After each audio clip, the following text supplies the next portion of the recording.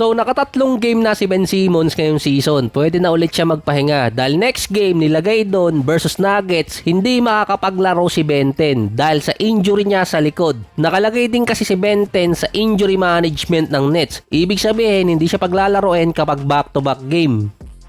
Mukhang pipilitin din ni Ben Simmons na maglaro ng buong season dahil delikado siyang hindi makakuha ng kontrata. Kung meron man, minimum contract din. Mawawalan siya ng pang-date sa mga high-profile niyang chicks mula Hollywood. Si Ben Simmons din ang isa sa mga early candidate na i-buyout ngayon. Nasa $40 million ang huling taong natitira sa kanyang kontrata. Si Ben Simmons din ang isa sa may pinaka-komplikadong sitwasyon. Kapag hindi siya naglaro, dahil sa injury, babayaran siya ng Nets. Pero dahil sa insurance, nako-cover yung ibang gastos doon. Ang nakalagay pa doon, based sa insurance, top 5 best player ng bawat team ang ilalagay.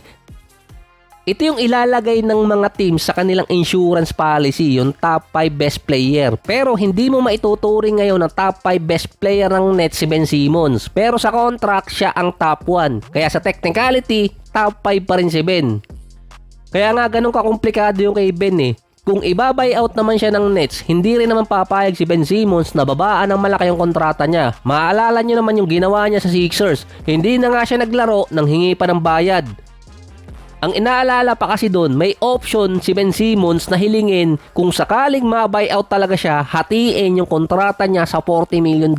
Ipagpalagay nating 8 million kada taon. Papatak yun ng 5 taon na may kargang 8 million ang Nets kay Ben Simmons kahit wala na siya doon.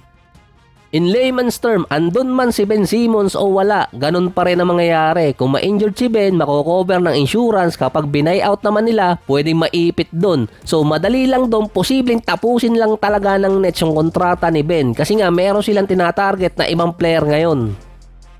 Based din sa mga report, kung bitawan man ng Nets si Ben Simmons via buyout, ang team na nakaabang doon dalawa. Yung isa Golden State, pero paano nila magagamit yun? Hindi nga masyadong tumitira si Ben Simmons at hindi rin naman tumitira sa 3-point area. Yung isa doon Miami Heat, base to sa mga report, na yung Miami gustong buhayin yung career ni Ben Simmons. Pero parang cap yung report na yon dahil hindi siya papatok kay Pat Riley.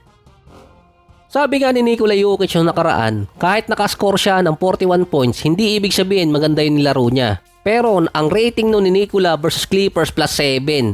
Ngayon may game ang Nuggets versus Raptors, so pagkakataon yun ng Denver na makakuha ng unang panalo.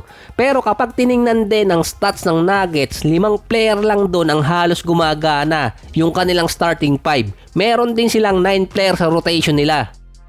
Sa starting 5 pa ng Nuggets, sa 2 games doon, bumaba ang stats ni MPJ, Murray at Gordon. Pero hindi yun masyadong mapapansin kapag binaba kay Westbrook. Dahil 20 minutes, mataas pa rin yun, quality minutes pa rin, nasa 4 points, 4 rebounds, 3 assists, kaso 11% sa field at sa 3-point area. Ginagawang scapegoat si Westbrook dahil nga sina Gordon at MPJ bumaba din ng husto ang field goal percentage. Nasa 55% si Gordon noong nakaraang season, ngayon nasa 36% na lang. Si MPJ Batang Quiapo naman nasa 48% noong nakaraang taon, 30% na lang.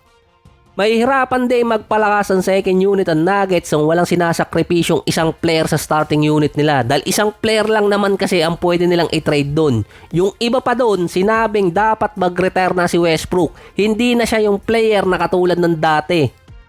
Na kahit makabawi man si Westbrook sa mga susunod na game, mawala man yung bad side sa kanya, dapat pa rin siya maglaro ng perfect game buong season para mawala din yung tag sa kanyang scapegoat. Puro kasi si Westbrook ang nakikita ko sa mga write-ups at wala namang MPJ at Gordon na bumaba yung kanilang stats dun. Dati hindi ganun kataas yung media attention sa Denver Nuggets, pero dahil andun si Westbrook, tumaas ng konti, yun nga lang nasa bad side.